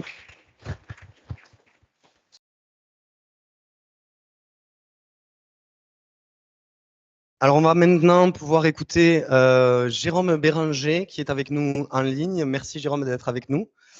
Donc, tu peux commencer ta présentation quand tu veux, à partir de maintenant, et nous t'écoutons. D'accord. Bon, bonjour à tous et merci pour l'invitation et de pouvoir présenter un sujet qui est sûrement dans la continuité des interventions précédentes. Donc, du coup, moi, ça sera sur tout ce qui est l'humanité digitale dans l'ensemble et finalement quel est l'impact et les enjeux éthiques et l'évolution des différents systèmes d'IA à travers le temps, plus ou moins long. Et on va essayer d'échanger ensemble sur ce sujet-là. Donc, comme vous le savez bien, on l'a vu tout le long de la journée ou de l'après-midi, on est vraiment dans une numérisation de la société de plus en plus. Ça, c'est le monde qu'on a connu, enfin en tout cas ceux qui ont un peu plus d'une trentaine d'années ou d'une quarantaine d'années en tout cas, sur le monde avec les téléphones portables assez gros, les cartes pour se géolocaliser, les cabines de téléphone, les gros ordinateurs, etc., les baladeurs, les Walkman, etc. Et ça, c'est le monde d'aujourd'hui qui est vraiment de plus en plus avec des interfaces artificielles, de l'intelligence artificielle qui est un peu inclus dans tous les objets connectés, les capteurs intelligents, etc. Et donc, du coup, tout ça, ça a un impact sur les rapports humains, sur le secteur professionnel et privé. On le verra avec l'IA générative dans ce sens-là. Alors, quand on parle de numérisation de la société, c'est toujours intéressant de mettre des chiffres derrière ça. Il faut savoir, même si ça date de 2022, mais la tendance est même plutôt à la hausse depuis. En une minute sur Internet, on a maintenant plus de 6 millions de recherches effectuées sur Google, plus de 2 millions de contenus partagés sur Facebook. Instagram, ça a dépassé largement les 100 000 photos par minute, etc.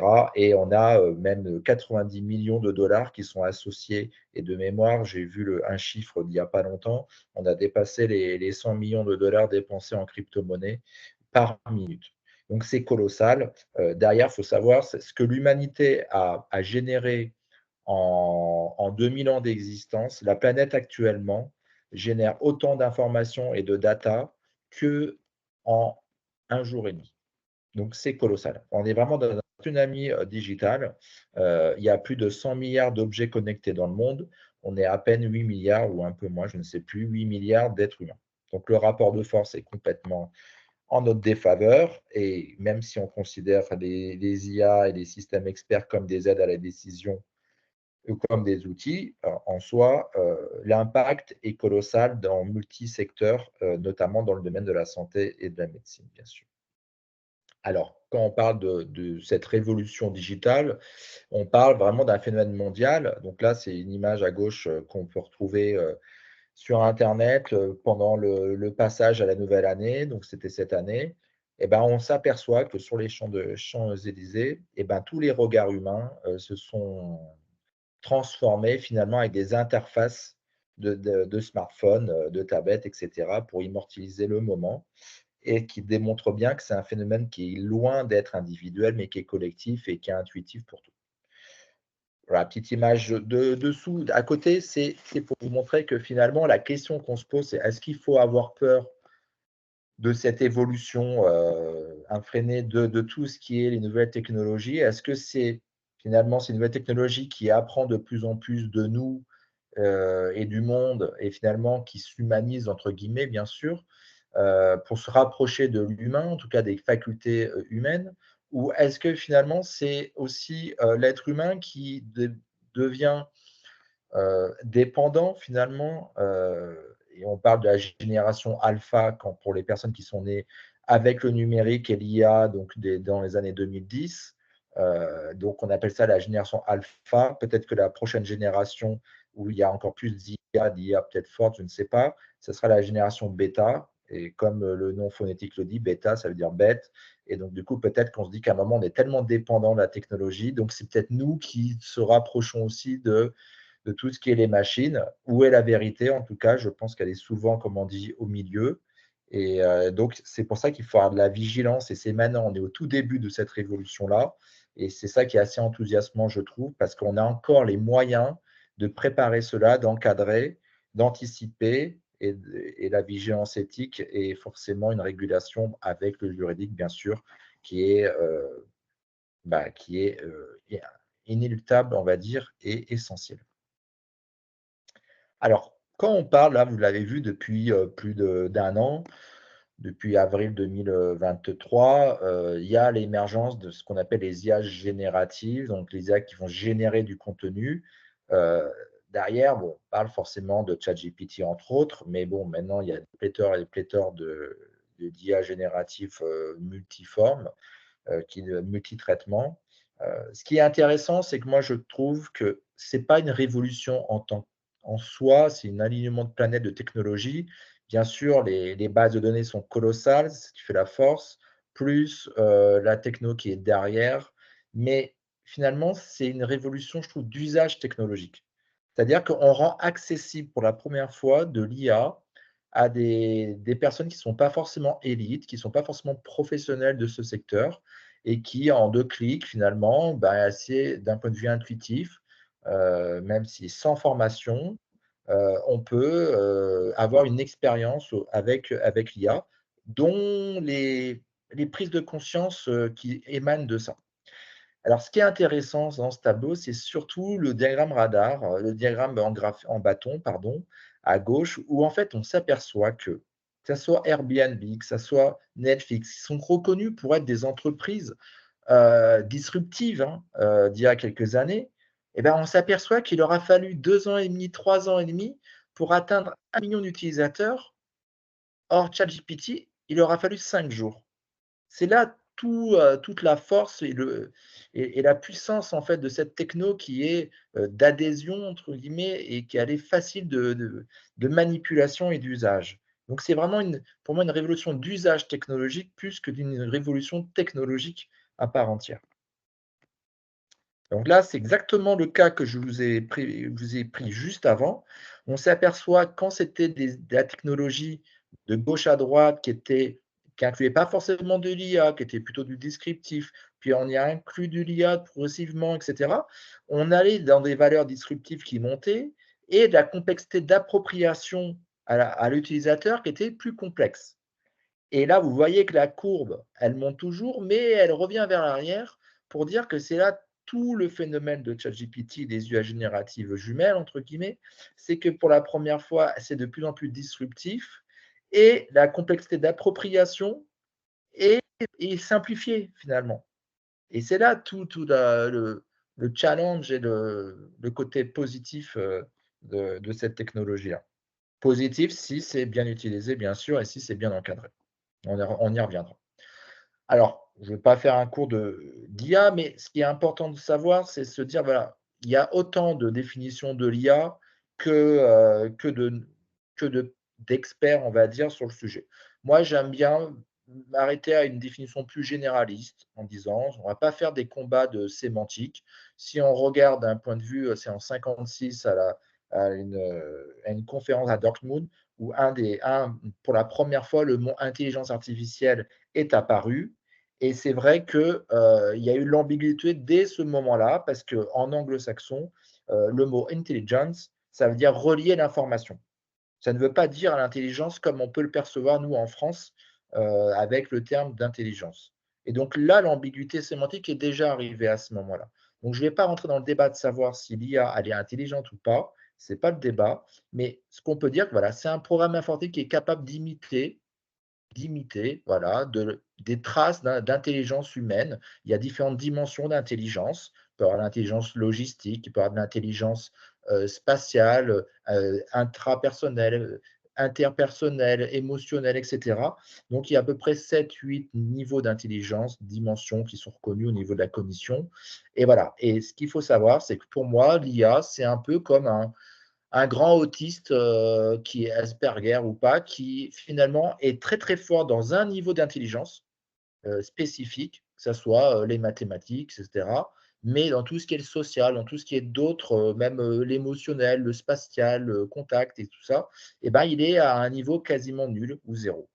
Et finalement, un autiste Asperger, c'est ça. Il va te faire des choses qui va imprimer des images qu'il peut reproduire à l'identique, à la fenêtre près d'un immeuble, de multi-immeubles. Et finalement, tu dis, on est incapable de le faire à 99% des personnes humaines. Mais lui, il est capable. Par contre, lui, il a des associations émotionnelles qu'il ne perçoit même pas. Donc, c'est un peu, j'aime bien cette image-là. Et donc, du coup, voilà, c'est comment finalement on peut traiter ça et le comportement humain. Parler de raisonnement, c'est un peu fort, je trouve. Mais voilà, les finalités, ça peut être à la fois, ça peut être expliquer quelque chose, choisir, prédire, anticiper, générer du contexte. Et on voit que l'IA nous aide pour une finalité bien précise. C'est ce qu'on appelle de l'IA faible, encore une fois. On l'apprend à la machine à apprendre, tout simplement. Ce qui va si on se projette dans le temps, pour la suite, on le verra à la fin de la petite session, c'est de se dire, finalement, est-ce qu'on pourrait, dans l'histoire de l'humanité, aboutir un jour à de l'IA plus forte, de l'IA dite hybride, multitâche, douée plus ou moins d'une certaine trace de conscience, on le verra peut-être, mais c'est se poser ces questions-là, parce que finalement, on voit bien qu'on est aux prémices de l'IA, même si ça fait plus de 50 ans qu'on travaille sur l'intelligence artificielle, mais on voit l'évolution que ça prend. Et donc, du coup, il y a énormément de recherches dans différents secteurs qui se développent à ce sujet. Alors, quand on fait un focus sur notamment ChatGPT, on en a parlé, donc je vais pas développer, mais voilà, c'est un apprentissage par renforcement supervisé. Il y a de l'humain derrière. Il y a des petits Indiens, des petits Africains qui vont labelliser, c'est-à-dire on va mettre des étiquettes par les data, etc., ce qui peut avoir certains décriments, parce qu'on dit que c'est un peu de l'esclavagiste du XXe siècle, parce que pris au coût de l'heure, combien ils sont payés, mais ça, c'est un autre débat. Mais derrière tout ça, c'est-à-dire que ça a des impacts, même idéologiques, parce que d'ailleurs, c'est pour ça aussi que un des impacts, c'est que chaque continent veut aussi générer ses propres ou construire ses propres IA génératives, parce que derrière, il y a aussi des combats idéologiques ou culturels qu'il ne faut pas dénuer en termes de géopolitique, qui peut avoir un impact. Au-delà de l'usage pratique, de vigilance, est-ce qu'on perd la libre arbitre, est-ce qu'on perd notre analyse critique, ça c'est un autre débat. Il faut savoir que ChatGPT, là, à la dernière nouvelle, était en fait maîtrisait mieux les syntaxes et la langue française que plus de 60% des Français, ou 65%. Bon, je sais que le niveau en France baisse régulièrement, on fait de moins en moins de dictées, etc. Mais ça interpelle. C'est-à-dire que déjà, il est plus cultivé que tout le monde. Ça, c'est indéniable. Donc, un des risques qu'on peut voir, mais je pense Anne-Marie a dû en parler, c'est de se dire, bah, à un moment donné, si on prend pour argent comptant tout ce que ChatGPT ou ses consoeurs ou confrères font, pardon, eh ben, on peut se poser la question de se dire, on va perdre son analyse critique, se dire, bah oui, mais il maîtrise la langue mieux que moi, la syntaxe, il a réponse à tout en termes de vocabulaire ou de, de culture en fait de tout à tout secteur d'activité, il peut me répondre, il a une réponse. Donc du coup, pourquoi je ne lui ferais pas confiance? Juste en petite aparté, ChatGPT maîtrise mieux l'anglais que plus de 85% des Français, voire même plus. Bon, ça ne vous surprend pas. Donc tout ça, ça a des impacts. Ce qui est important, c'est sa base de données. 170 000 milliards de paramètres, ça correspond à 50 millions de livres, si vous voulez, pour faire un parallèle. Et la prochaine version va, je ne sais pas si ça va doubler le nombre de bases de données, mais ça va être colossal et c'est de plus en plus. Alors, bien sûr, les IA génératives, elles sont multiformes et elles s'impactent dans tous les secteurs de métiers tertiaires ou autres. C'est sûr que pour la première fois, cette révolution-là, industrielle, va toucher ce qu'on appelle plutôt l'école blanc, c'est-à-dire les métiers de l'analyse, de l'intellect, que ce soit même au niveau médical, que ce soit au niveau, que ce soit des ophtalmos, la cardiologie, ça va être tout ce qui est la dermato, tout ce qui est de la reconnaissance d'images, d'analyse d'images, de chiffres. Bah, c'est son terrain de jeu préféré. Mais ça peut être aussi les notaires, ça peut être les avocats pour des tâches bien spécifiques de dossiers, de rédaction de dossiers, etc. C'est des choses qui fait largement, qui se développent de plus en plus. Il faut savoir juste un exemple en finance, en fintech, vous allez dans les marchés boursiers, plus de 65% de toutes les transactions de vente ou d'achat d'actions boursières qui ont un impact direct sur la vie économique de tous les pays, eh ben, c'est alimenté et ça fonctionne uniquement par des algorithmes. Il n'y a même pas d'intervention humaine. Donc, ça peut interpeller assez fortement là-dessus.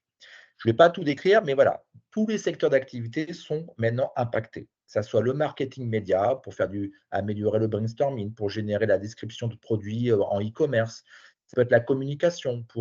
On arrive même il y a des IA génératives qui sont maintenant spécialisées dans la vidéo 3D et qui permet de faire des images, tout ça. Après, le rapport avec la vérité est en train de changer. C'est-à-dire que la fameuse dicton qui disait, enfin, de saint Thomas d'Aquin, je ne crois ce que je ne vois, et ben maintenant, ça n'a plus de sens, quoi. C'est-à-dire que maintenant, c'est là où on se pose des questions, même sur la véracité d'une image, d'une vidéo, d'un texte. Un des critères pour vérifier que savoir si tel texte a été rédigé par une IA générative, c'est pas que, mais ça en fait partie, c'est l'absence de faute d'orthographe ou de syntaxe, de faute de syntaxe. Donc ça quand même, ça interpelle.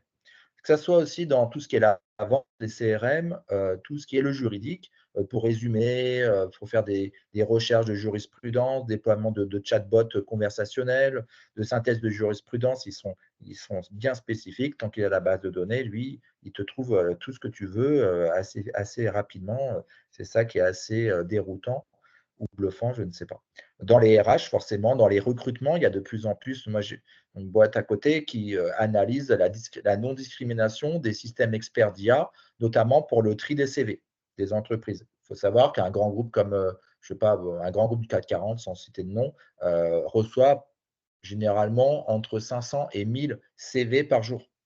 Donc clairement, un département de RH ne pourra jamais traiter tous ces CV. Et donc du coup, maintenant, ils font tous appel à des systèmes experts d'intelligence artificielle qui font un premier filtre de CV à 30%. 30 ou 40, ça dépend la granulité et puis le niveau du système d'IA.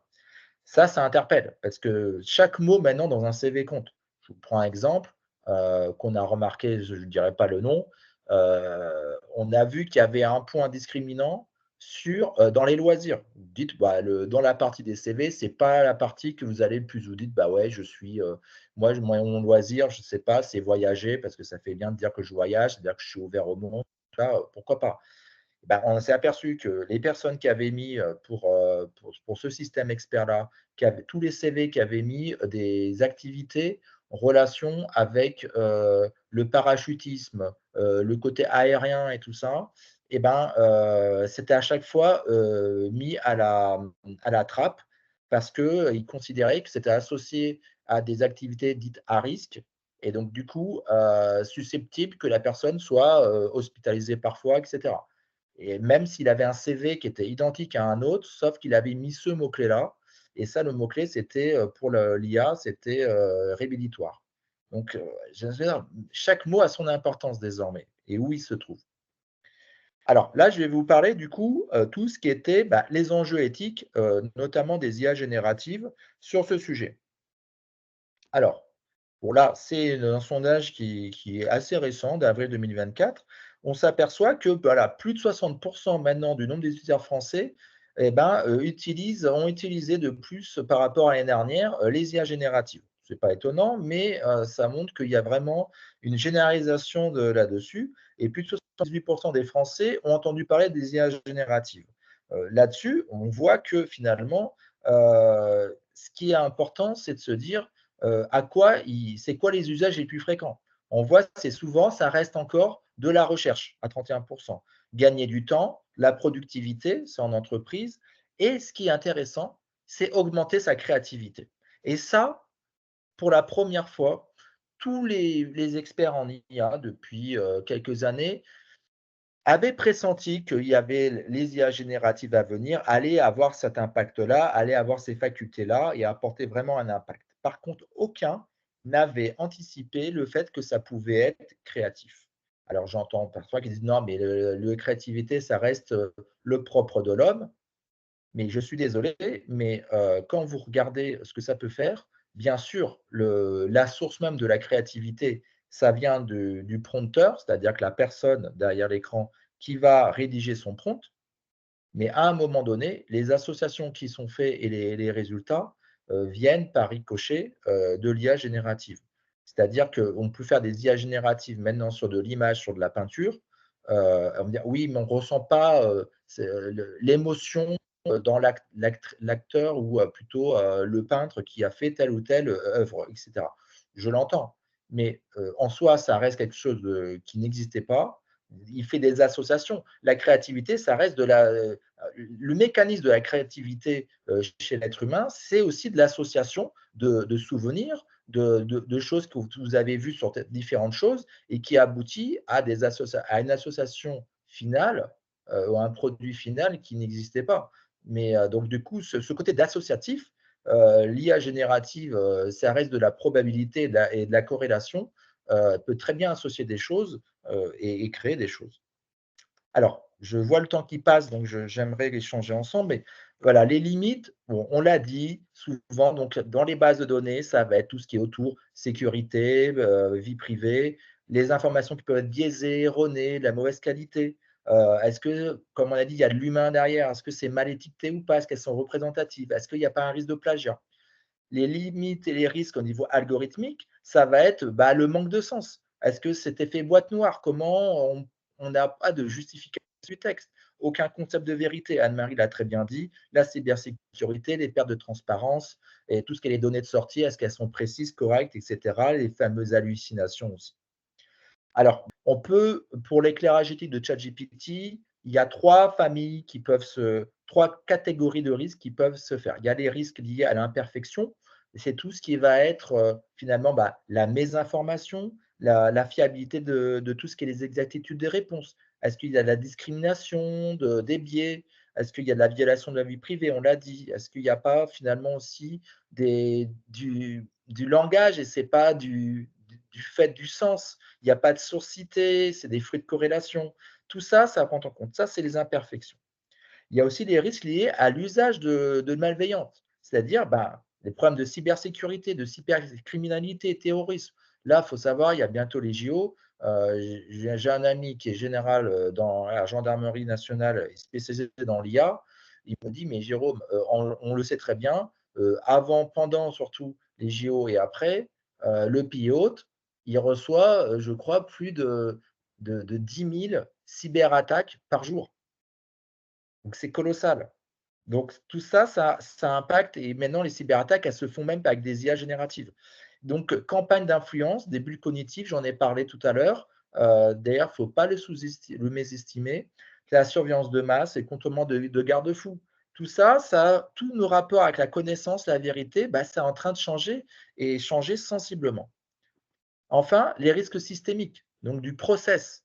Est-ce que ça ne va pas entraîner, d'un point de vue sociétal, une dépendance technologique, l'incapacité humaine? On voit en médecine, il y a de plus en plus de choses que les internes ne font plus parce que c'est les IA qui le font, de traçage de la tumeur autour pour la localiser. Et bien ça, ils ne le font plus. Donc, il y a peut-être une perte de savoir aussi médical, mais dans d'autres secteurs, qui risque de se faire. Donc, c'est un peu comme le monde de l'artisanat où on perd les savoir-faire d'artisans au profit de la machine. Donc ça pose un vrai problème d'un point de vue systémique et culturel. Le système éducatif, comment il va se réadapter? Moi, j'ai des amis professeurs, ils me disent, Jérôme, je ne peux plus faire des devoirs à la maison. Je suis obligé d'adapter mes cours et mes évaluations de cours en fonction de ces nouveaux outils. On ne veut pas les interdire, mais il faut les accompagner. Et donc, ça apporte de la formation. Enfin, la diversité culturelle aussi, ça peut être entraîné si c'est la même IA générative qui va donner les réponses de tout, qui va alimenter sur la sphère d'Internet des fausses informations ou des personnages qui n'existent même pas. Donc, en fait, c'est un cercle vicieux et on met toujours une pièce dans la machine et tout ça, ça prend en compte. Se pose aussi la question forcément de la fracture digitale, de l'inclusivité, les inégalités, ça j'en passe et bien, puis les incertitudes de certains métiers.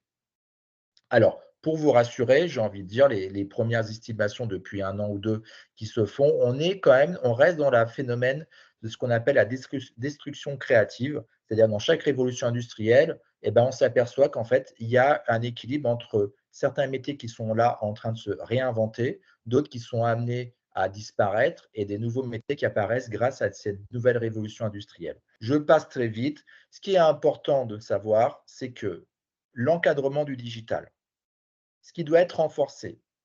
Comme l'IA est vraiment monotâche, elle va être plus performante pour une tâche bien précise que l'être humain, que chaque professionnel, ça c'est une certitude. Ce qui est important, c'est le côté pluridisciplinaire, c'est le côté appuyer les valeurs humaines que la machine n'est pas en capacité, encore pour une fois en ce moment, de réaliser. Donc, une meilleure connaissance du client, anticiper les besoins, les inquiétudes, avoir une collaboration interdisciplinaire, ça devient transversal, même dans la conception, l'usage et l'utilisation et le suivi d'un outil, la sécurisation, je vous l'ai dit. Ce qui doit être créé dans les entreprises, dans les structures, c'est tout ce qui est la transformation culturelle. C'est la formation initiale continue, les compétences, les appétences pour bien utiliser ce qui reste un outil. C'est tout ce qui est les articles de code de déontologie qui sont parfois assez anciens et il faut l'adapter à ces nouvelles technologies qui sont impactantes pour le professionnel. Et ce qui doit être atténué, c'est le rôle des tâches fastidieuses, c'est travailler en silo organisationnel. Et c'est ça qu'il faut mettre en avant. Et c'est le côté d'individualiser la responsabilité. Il ne faut pas qu'il y ait une dilution de la responsabilité. Alors, ça sera, du coup, il me reste 3 minutes, donc ça sera plutôt une conclusion, vu que je n'ai malheureusement pas le temps. Je voulais faire un peu une projection sur l'IA qui pourrait être peut-être qu'un jour, en histoire de l'humanité, on verra une espèce d'IA douée d'une certaine forme de conscience.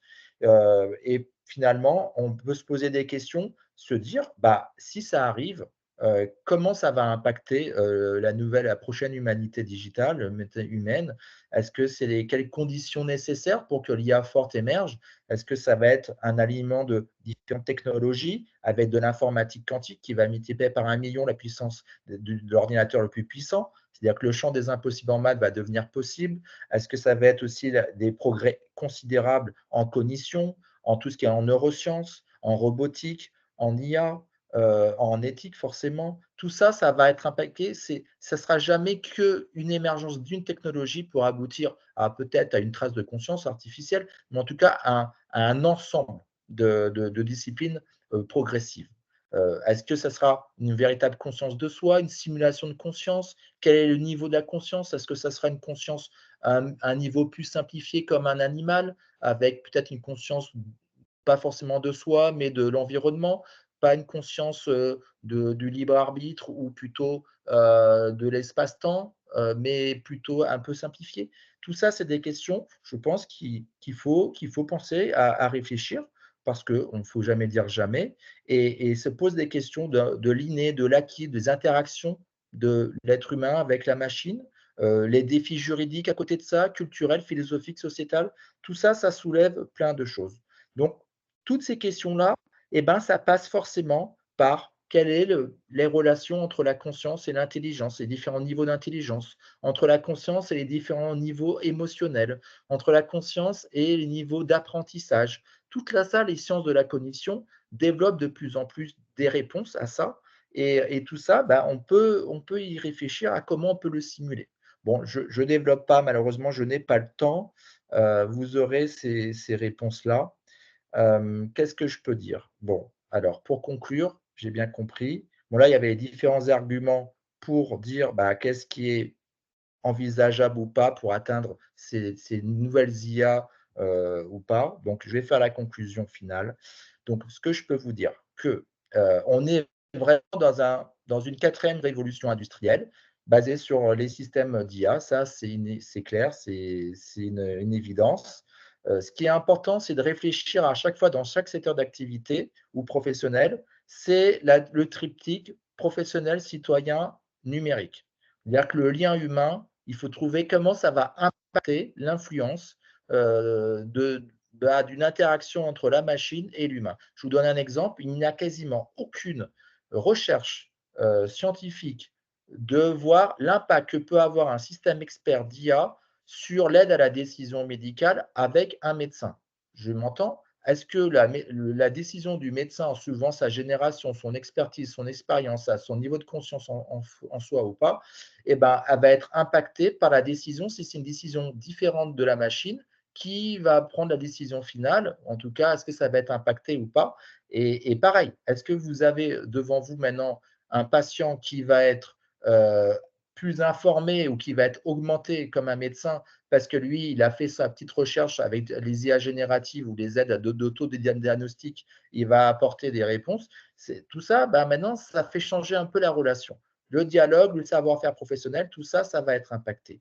Ce qui est important, moi, je trouve, dans les nouvelles technologies, c'est de se dire que ça doit répondre à la fois aux attentes des citoyens, mais également aux exigences des professionnels. L'un ne va pas aller sans l'autre.